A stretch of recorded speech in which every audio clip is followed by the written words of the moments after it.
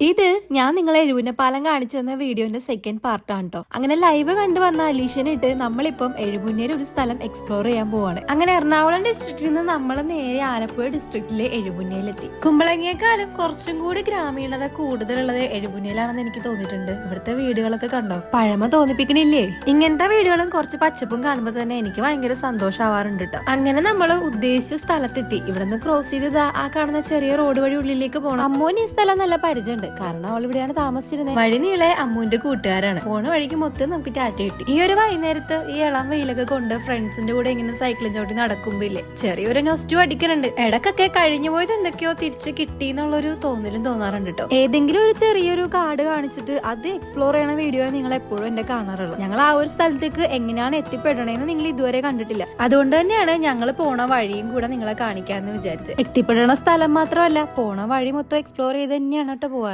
ഈ പ്രാവശ്യം കുറച്ച് അധികം ദൂരം നമുക്ക് സൈക്കിളോട്ടി പോകാനുണ്ടായിരുന്നു. അതുകൊണ്ട് തന്നെ ഈ വീഡിയോയുടെ ലെങ്ത്തും കൂടുതലാണ്. നിങ്ങളുടെ ഇൻട്രസ്റ്റിംഗ് പാർട്ട് ഞാൻ എന്തായാലും അടുത്ത വീഡിയോയിൽ ഇടാട്ടോ. കാരണം ഈ വീഡിയോ ഒരുപാട് നീണ്ടുപോയിട്ടുണ്ട്. അപ്പൊ അക്കൗണ്ട് ഫോളോ ചെയ്ത് വെച്ചോ. ബൈ.